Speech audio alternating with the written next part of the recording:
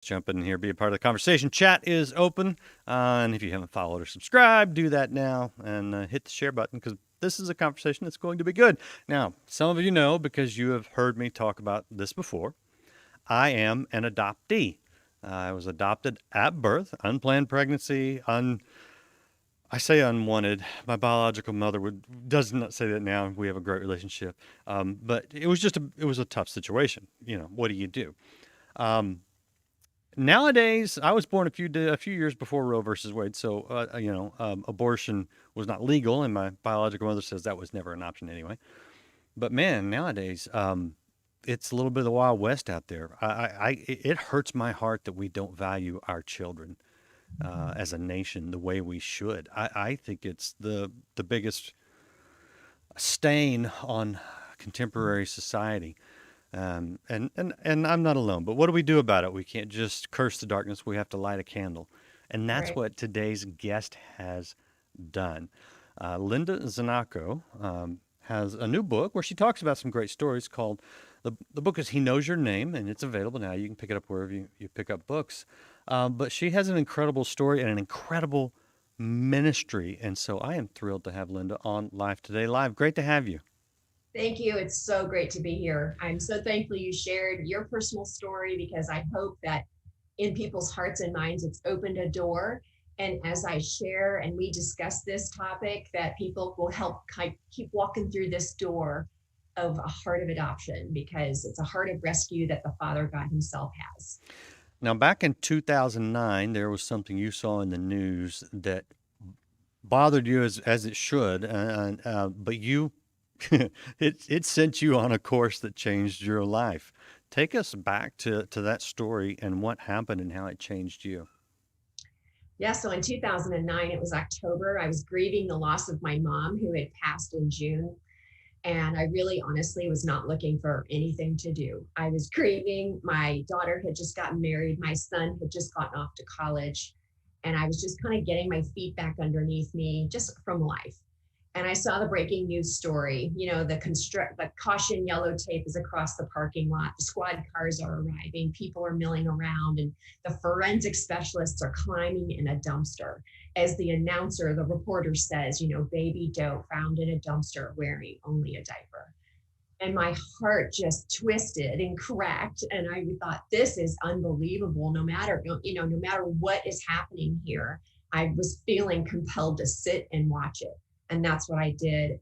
And the more I watched, the more I knew that God had His heart on that assignment for me, because I heard Him say to me, doe is not a name, and a dumpster is not a grave, and a diaper is not burial clothing. So what did you do from there? Well, I called the reporter and I said, what happens to a baby like this? And he said, I have no idea. You need to call the coroner. And my heart started racing again because I thought, who calls the coroner? I don't know the coroner. I've never called them before, thankfully. And I called and I just got a sweet lady on the phone and I just said, I'm calling about this baby. And they said, well, you're the only one that's called. And I felt heaven open up, seriously, like the call of God, like came and sank and hit me, like, okay. And I said, what happens to a baby? Like, what does our county and our state and our country do when babies like this are found? And she just quickly answered me and said, well, after the long criminal investigation, if no parents are found, the baby would be put in a mass grave. And this second injustice hit me Hmm. because I thought, I'm making a phone call to find out what's happening with this baby. And yet now what's really starting to open is the need, because I thought, wait a second, we live in the most resourced country in the world. We live in the 21st century. How in the world do we have paupers' graves where we put babies not celebrated, not named, not known? I said, now that I know this, I have to do something about it. Hmm. Well, uh, which is probably not that easy. What did you do and how hard was it?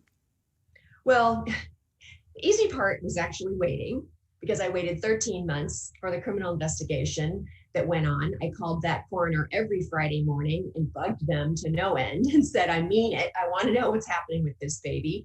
And they would give me updates and reports. But the real surprise came a couple of months in when I called them and they said to me, We were just about to call you. And I said, you were going to call me? You never call me.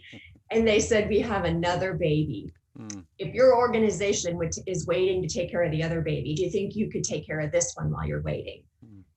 And I pulled over, I was in my car and I stopped and parked and I thought to myself, what organization?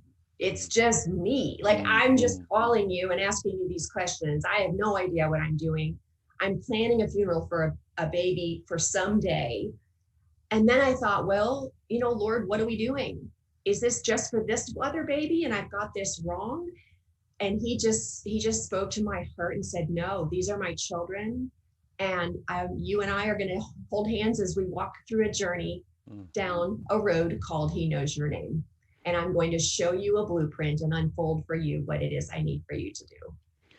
So that's led to you doing this a lot, and tell people it is what it is you do, because it's unusual, and it's one of those things that we don't like to think about. I think, and we don't hear about, but it's pretty amazing. Tell people exactly what you do. Well, when babies are left abandoned outside, like this baby Nicholas was, his name was Nicholas. The criminal investigation goes on. And when it's over, they make a decision about releasing the baby or not, or finding the parents, whichever is going to end up happening. But in 11 years, I have claimed 30 babies in death that have been abandoned. And the issue that has really risen to the top of all of this for me is that abandonment happens in more ways than I ever thought possible. There's babies that are found outside, which we generally hear about in the news. There are babies left at the coroner's office, which we generally never hear about. Those are babies where they thought maybe there was a criminal investigation or foul play. They thought maybe they were going to need to involve the police. And then they go to try and find the family. Now, these are babies they have a name for, a last name for, and the families just ignore the prompts from them, the phone calls, the certified mail, the knocks on the door, and they do not come and claim their loved ones at the coroner's office. And then the other big place where there is abandonment that is so difficult for the communities to get their mind around is that babies are abandoned at hospitals. Babies that pass that are 20 weeks gestation or older are by law supposed to be transported to a funeral home and given dignity and honor in death. Well, a lot of babies are left at hospitals because families do not come back and claim their babies in death. And just last year alone, I claimed 10 babies from local hospitals that were in that situation. So those numbers are huge for me. And it's really a surprise, isn't it?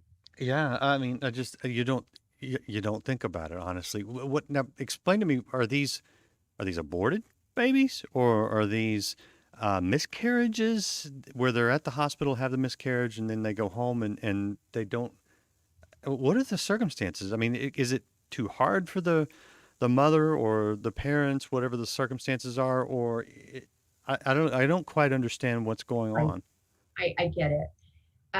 So by law in the state of Indiana, a baby that's 20 plus weeks gestation is in this category. So anything under 20 weeks would be considered a miscarriage, not abortion. Abortion's a whole other category. These are not babies they're taking care of in the hospital in this way. So a baby born 20 weeks plus by law must be transported, which is a legal document, to a funeral home to be given a proper burial. And that is where there's a legal process at the coroner's office that hospitals mimic. And it's about a 7 or 8 step process where they try to get a hold of the family, because now think about it. They know the family. Right. They know their names. Right. The babies born at hospitals have they have a last name. Not all of them have been named first names. Mm-hmm. Their medical record is attached to their mother's medical record. Wow. Because of the situation. And so they know who they are, and these families still ignore their responsibility to take care of their babies in death. And those are the babies that I claim, because the law says at the end of that legal protocol that if someone from the public comes forward to claim the decedent, they can claim them in death. And that's what I do. And then what do you do from there? Well, I give them a funeral. I invite the community to come with these babies that have been hidden and lost and unnamed generally. and I give them a first name and I wrap them in a beautiful garment. I work with a couple of different beautiful ministries in this country that repurpose wedding gowns into burial gowns. And I make sure that every baby is wrapped in a beautiful white garment that looks like a wedding garment.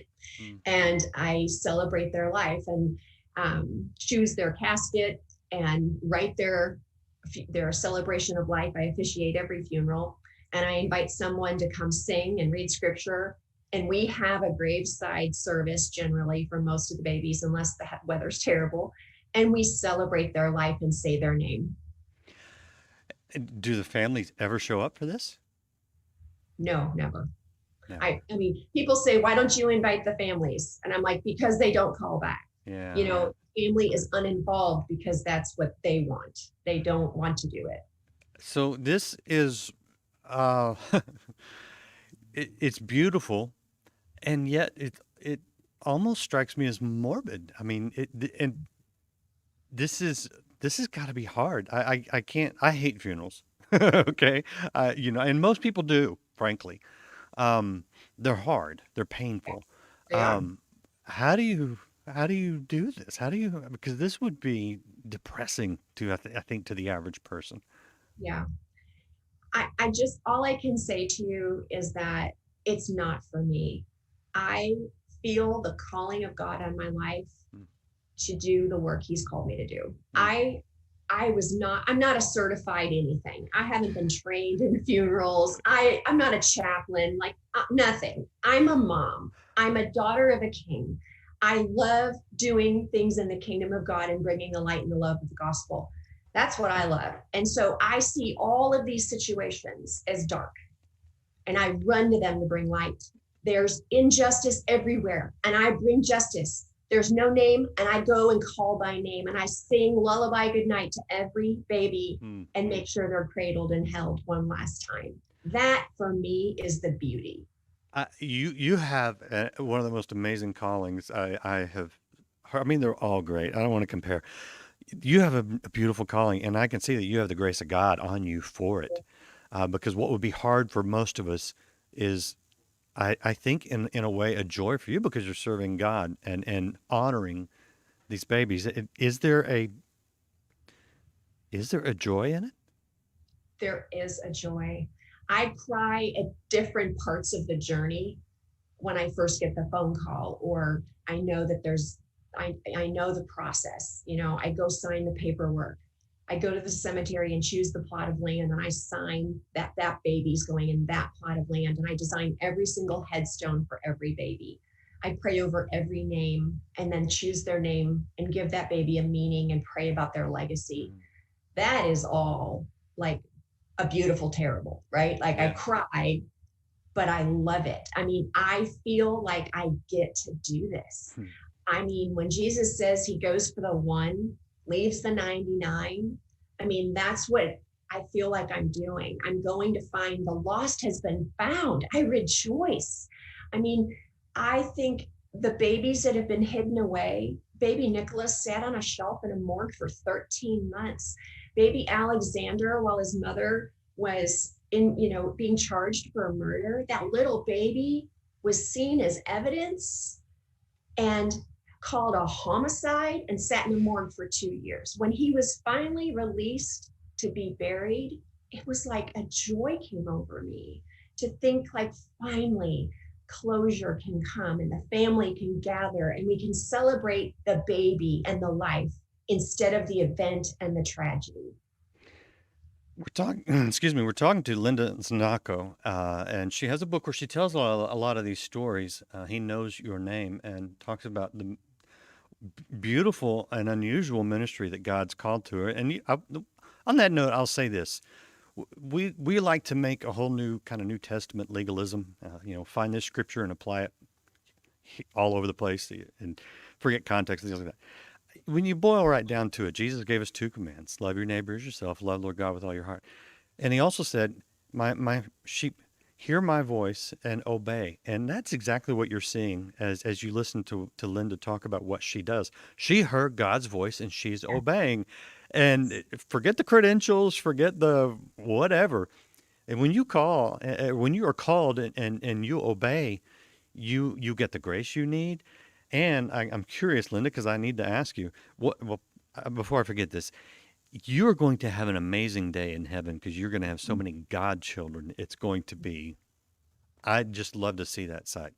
Anyway, I'm curious. I have been told that by so many Have prophetic you? people that they come up to me and they can see that picture, and it honestly, that makes me cry every Mm, time. Oh my goodness. But I want to say that, saying yes to God, the obedience of that is my joy.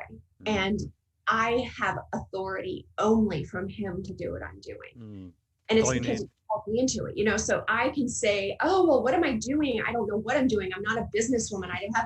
I had no idea I was going to start a nonprofit. I had no idea, or this or that. Or people say, what church do you work for? What hospital are you with? And I'm like, I'm with Jesus. Like, he has equipped me and qualified me to do this. And the authority has come and like taken my feet and lifted them higher.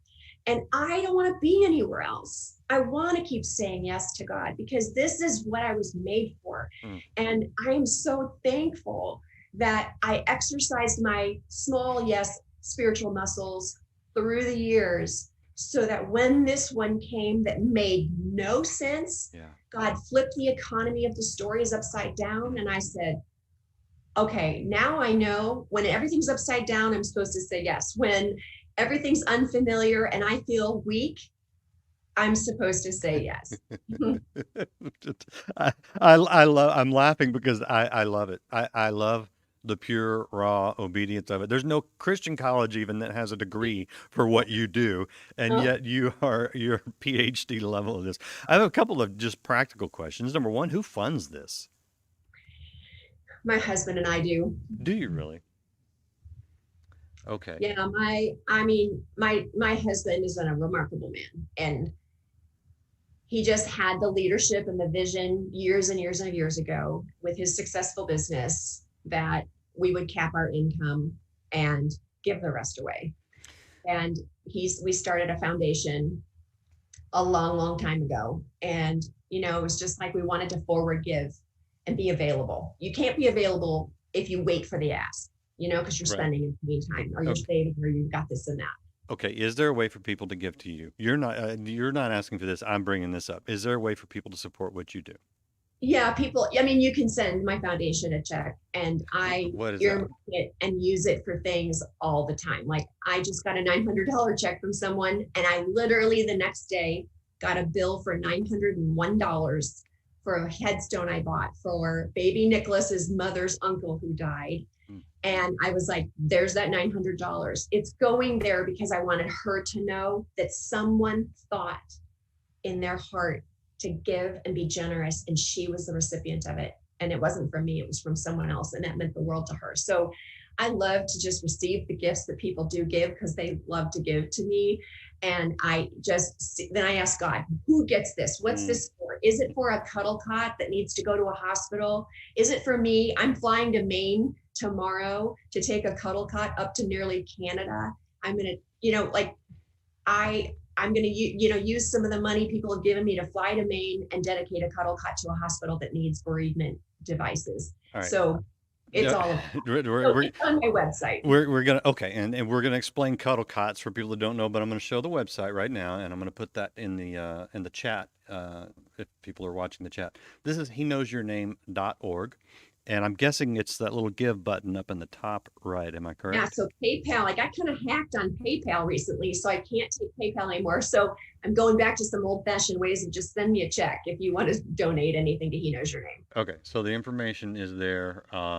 Okay, so mail a check or give to PayPal. Just mail a check. Okay, and that is heknowsyourname.org. Top right Okay. corner, give. I just want to point that out because you're not asking for it, and I don't think you had any intention of it. But I want to bring it up because um, this is amazing. This is really truly amazing. Now, you mentioned cuddle cots. Let's see. I saw that on your website, so I'm gonna show a picture of that so people get a visual. What in the world is a cuddle cot?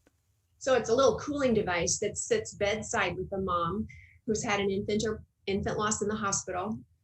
Most of the time, babies are taken quickly away and taken to the morgue, and mothers don't get quality time with their babies in the hospital.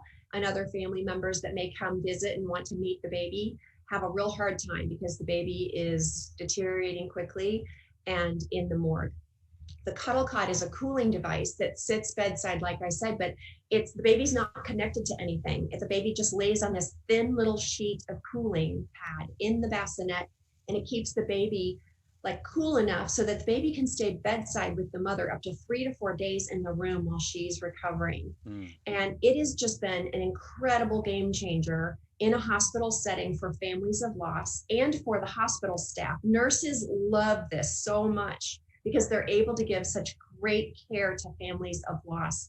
5 years ago in the state of Indiana, we only had one in one of our hospitals. So I bought 5 and I put them in the Indianapolis area because they're portable units. And I thought that the network hospitals could then share the unit, and they started doing that. Well, I put plaques on them that said, "In memory of, he knows your name."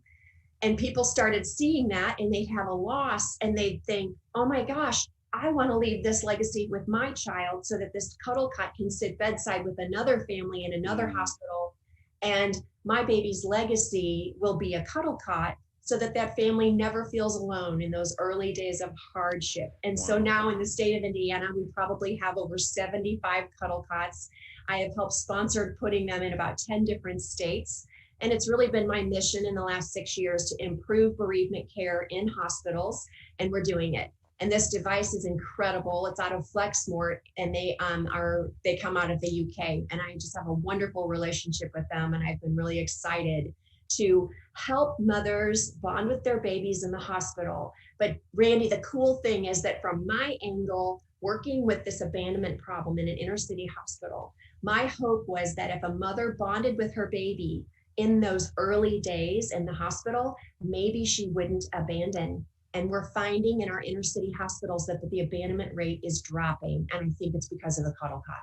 No, no doubt, no doubt. And that brings up an interesting point, because at first you were just taking care of the abandoned babies who had died or who were left to die in some cases, and now you're staying with the mothers and helping them, and if they've lost their baby in the hospital, they can stay with them. And I know you've gone even a step further, as I mentioned at the head of the program, as an adoptee. I appreciate what you're doing. This is God's really taking you down a wild path of just beauty. Tell people all the other things that God has brought your way since in the last, 12 years or so. Well, one of the other really amazing collaborative relationships that's been established through He Knows Your Name is that in 2015, there was a baby found at Eagle Creek Park here on December 28th, 2014, on a freezing cold night. Mother apparently had a baby. The tire tracks were like right up to where the baby was laying. And the next morning, a hiker was out and she found this baby deceased. And this baby was just 2 miles away from a fire station. So even though the safe haven law in the state of Indiana had been passed in the year 2000, there had been no money spent on education or awareness. So my bet was this mother had no clue about the safe haven law or what her options were. So this baby was wrapped in a blue sweatshirt that said Vincennes University Aviation Department. And so when I saw that the sweatshirt on the news, I knew I would name her Amelia. And I thought, Amelia Earhart was an aviator, right? And that's what this legacy was going to be. And when I asked the Lord, what is her legacy going to be? And I Googled, what does the name Amelia mean? And it means defender. And in the book of Proverbs, that word is capitalized. So I knew I was naming her an anointed characteristic of God. And I thought something is going to be on this child. And I said to the Lord, what will her legacy be? And he said, the safe haven law. And I, of course, didn't understand that at all because I knew we already had the law. But at her funeral, I met Monica Kelsey. And Monica Kelsey is the founder of Safe Haven Baby Boxes, shbb.org. Please go there and research it. They are moving all across the country. We now have about 65 of them in the state of Indiana. And since Amelia's finding, that Safe Haven Baby Box law has enhanced our Safe Haven law. And we have not had a deceased baby found in the state of Indiana in 6 years. And I believe it's because Amelia has raised awareness for the Safe Haven law in Indiana, all over this country. And I've done a documentary in Russia about her because they also have a epidemic number of abandonments in Russia and Ukraine, and they have nothing like a safe haven law. So she is changing the world with her legacy, and her footprint is on the logo of the Safe Haven baby box. And so Monica and I share collaboratively now this ministry where I have the problems and she's the solution. Wow.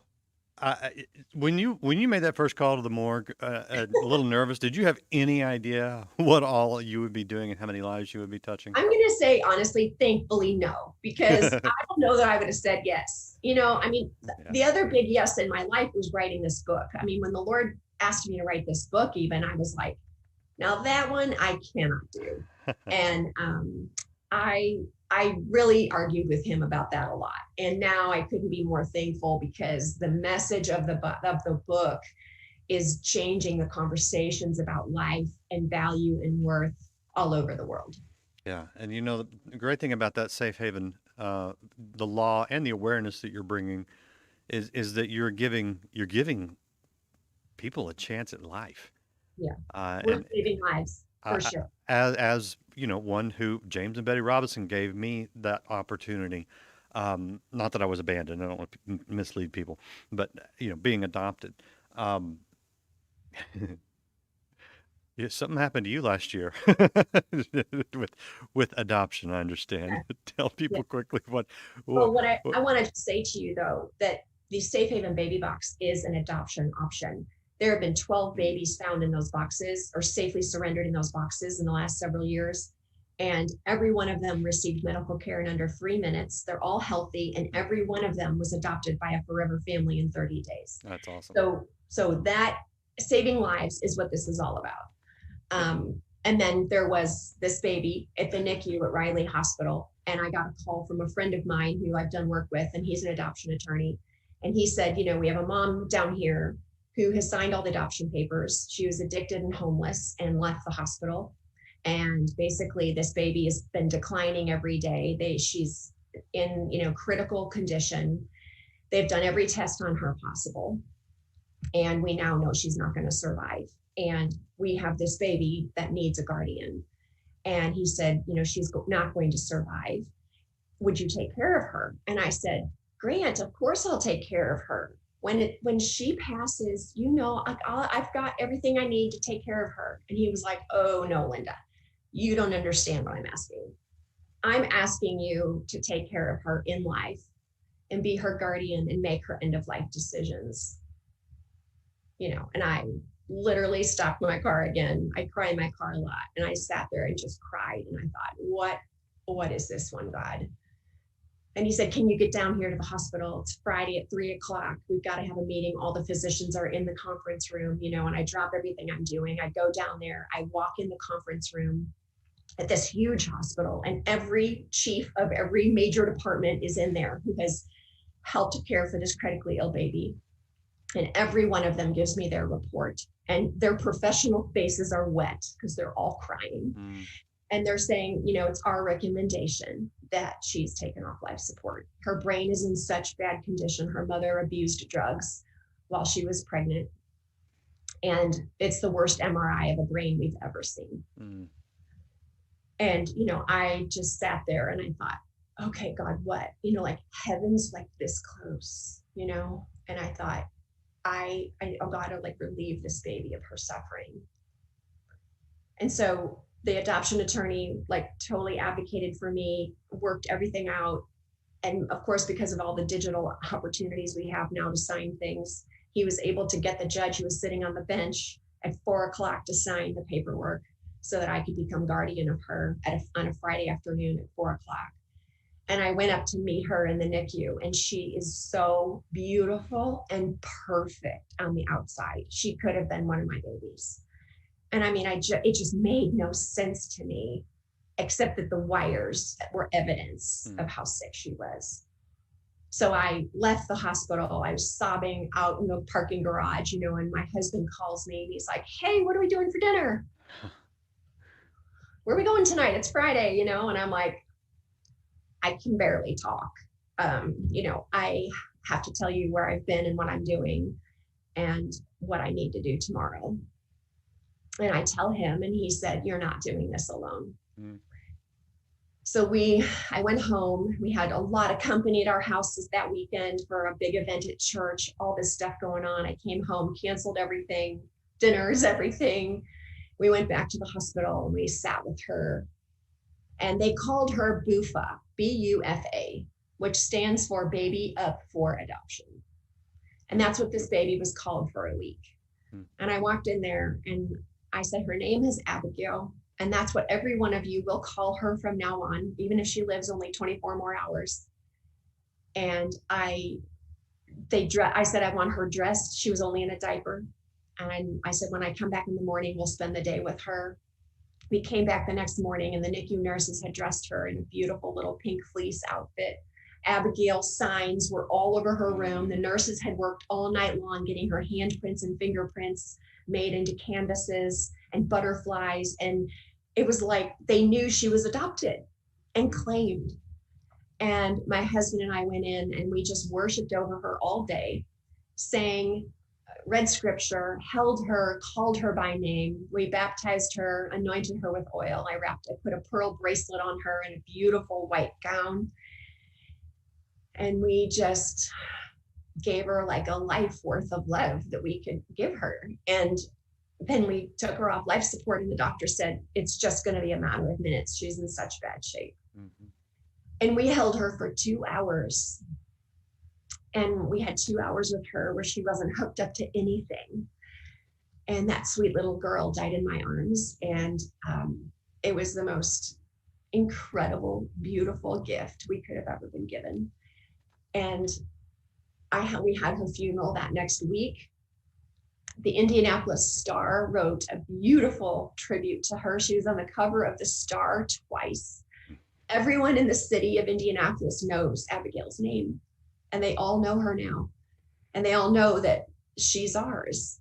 And it's incredible that adoption could be that powerful and grip that many people's hearts. And a month later, when the attorney friend of mine called me back and said, because you were guardian of her in life, you can adopt her in life. It's called a posthumous adoption. And her death and birth certificate can have her name and your name on it. Wow. And she will be by law yours. And so I think that the year my husband and I turned 60, we would adopt our 5th baby. Do you know, Abigail's my oldest child's name, my first child. Do you know what Abigail means? A father's joy. Yeah. And I asked my children, my 4 other living children, I asked them to give her her middle name. And they gave her the name Elise, which means beloved. And so her name is so beautiful. And I'm going to Maine tomorrow to take a Cuddle cot to a very small hospital in northern Maine that is in her legacy. It has her name on it. It's to a hospital that serves an Amish community up in northern Maine, primarily Amish. And the Amish, when they have a baby pass, they bury that baby on their property. Mm-hmm. But they need a permit to do that. And so when the baby passes at the hospital, they have to wait for the permit. Mm. And they never leave the hospital without their baby. Mm. So sometimes it can be days and up to a week. And so they don't have a Cuddle cot. And so Abigail's Cuddle cot will be there serving the Amish community so that those families can have the gift of time with their babies before they take them home to put them to rest. Well, Linda, what do you want when you're reunited with all these children? You know, when you're no longer on this earth doing the work you're doing. One, I hope God raises up an army to follow in your footsteps. But what do you want God to say to you?